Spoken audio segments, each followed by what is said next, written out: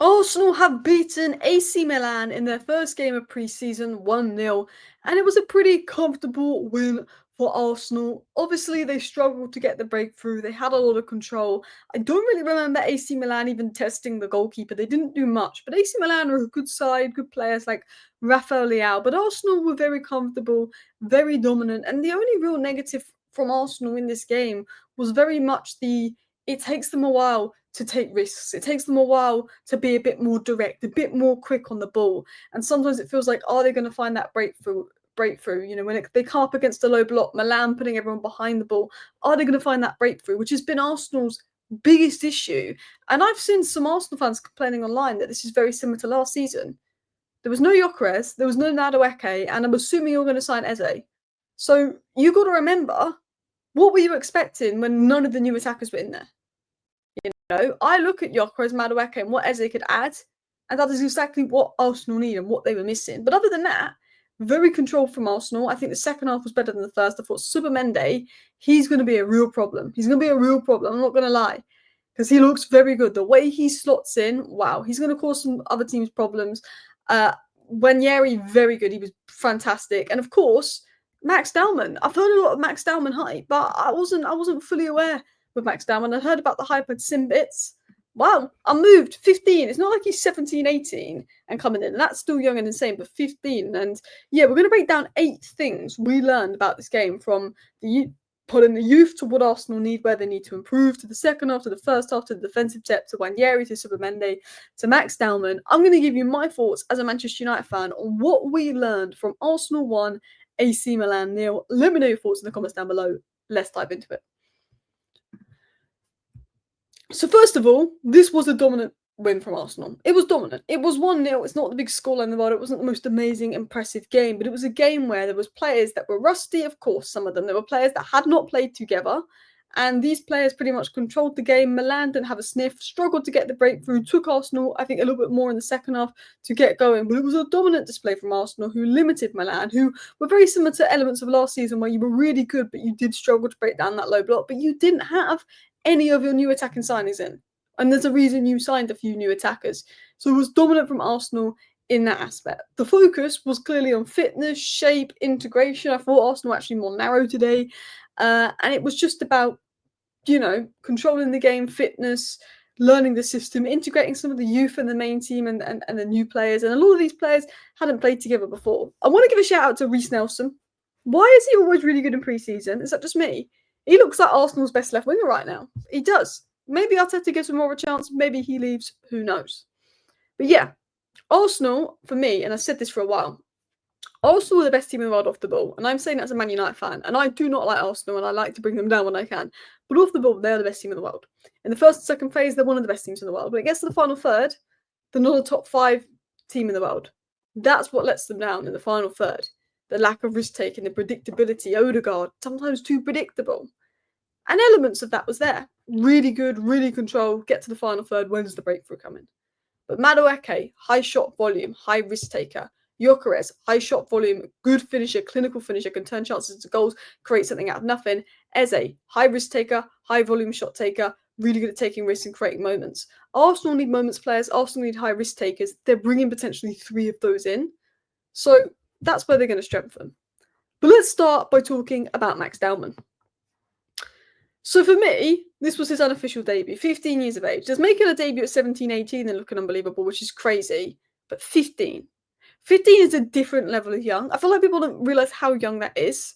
Now, I'm going to be totally honest. I knew he was good. I'd known a lot about him. I was like, probably overhyped, but good. Like, don't get me wrong, very technically good. I was impressed. Do you know what I was impressed with was the confidence that he plays with. The absolute sheer confidence that he plays with. He wants the ball. He wants to be on the ball. He wants to take on people. When you're 15, you're with the big boys. You could be nervy, play a few safe passes. He was desperate to get on the ball, show what he could do, take on people, dribble at people. He was playing just like he'd play against under-18s at 15 years of age. He was ready to do his thing, take on players, draw fouls, good movement, good runs, getting central, eager to make a difference. I think with Max Dowman, he's like Wanieri. Technically he's unbelievably gifted. I do think physically he's probably a bit further along than Wanieri in terms of his carrying, in terms of his ability to come central.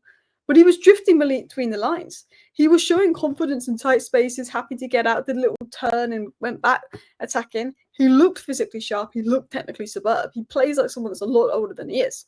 Of course, this is a 15-year-old kid. This is a pre-season game. This is not the Premier League. This is a 15-year-old kid. You can only judge what's in front of him.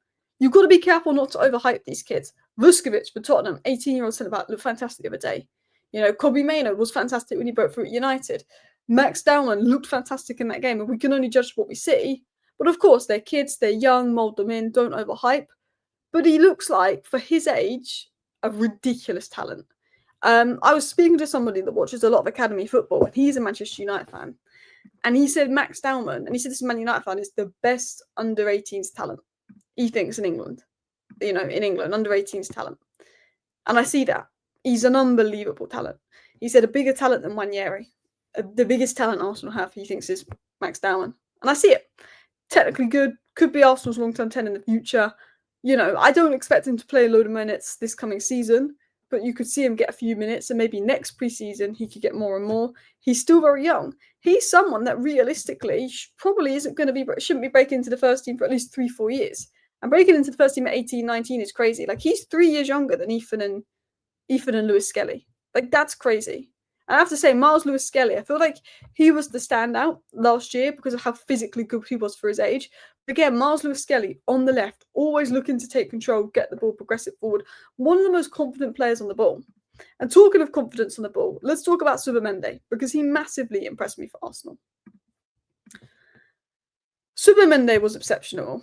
Good in duels, but even more impressive in possession. I thought Zubimendi was good in duels, good off the ball, which is areas that I was most intrigued to see how we did. But it's how progressive he is on the ball. When Zubimendi gets the ball, the first time passes forward, I think he passed back twice. Passed to a defender twice. Every time he got the ball, would it be first time progressive pass? Some people are annoyed about Partey going. I think less people are annoyed now. But look at the difference between Zubimendi and Partey when the ball comes to them. Partey had a clunky first touch at times. Wasn't always the best when it came to first touch. Could give the ball away. Zubimendi, he's Spanish. That's the way he describes him. I would describe him Spanish. Gets the ball, first touch, control, vision, passing, progressive passing, tight space, technical ability, unbelievable. That's why Arne Slot wanted him. That's why every top club was looking at Zubimendi, because he is one of the best progressive passers.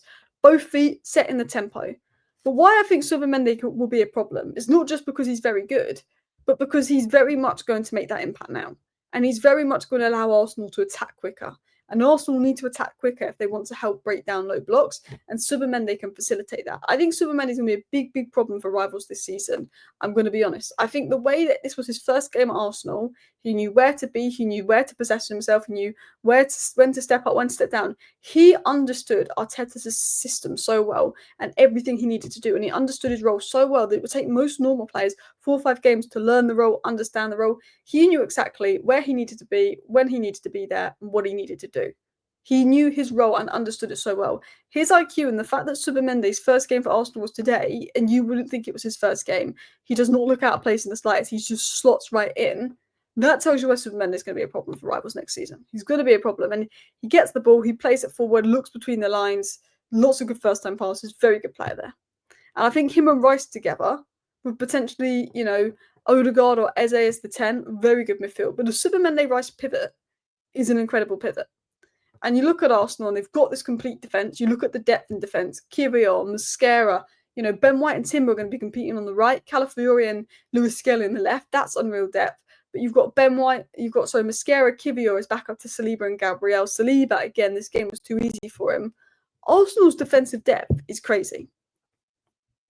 Now I want to talk about Wanieri, because he was another one of the youngsters that really impressed me. Again, gliding through Milan's midfield, playing with confidence, got good technical ability. But I thought that Wanieri looked a little bit physically stronger. I thought his decision-making was good. I thought he looked physically stronger. I think he was holding off the ball better. And I think Arsenal probably wanted to be careful with Wanieri. They don't want to rush him in. They want him to develop physically. Because I felt he could have got more minutes at the back end of last season, and he didn't. But what I noticed with Wanieri is, obviously, I think he's one of Arsenal's best shot takers. The way he can drift in from the right-hand side onto his left foot, deliver a brilliant strike, score many goals, brilliant. But his dribbling, ability to break from midfield to attack, his ability in tight spaces is fantastic. And the thing about Wanieri is he's an unbelievable ball striker. And if Arsenal can get him on the ball more, he'll cause trouble. But yeah, these are my notes on Arsenal's depth. Saliba, composed, easy, boom. Kivior, fantastic. That play from Kivior, that cross from Kivior, fantastic. Timber and Calafiore are very good players. Ben White was good, fully fit. It will be interesting to see the battle between Timber and Ben White because you've got two very good fullbacks that are very different. Like Ben White is more attacking, more overlapping. Timber's probably more defensively secure, but you've got two really good fullbacks there that will compete against each other. Miles Lewis-Skelly, excellent player. Will he go into midfield? Will he go left back? Calafiore can play centre back and play there quite well as well. And Arsenal have this good back line. They have a fantastic midfield. Zubimendi brings even more defensive security. This further allows Arsenal to go and attack and take more risks. Because Arsenal's biggest problem is they don't take enough risks in attack. But I thought in the second half, you started to take more risks. You started to push quicker. I think Zubimendi coming on helped inject tempo and it could help the midfield and transitions more. And that helped Arsenal.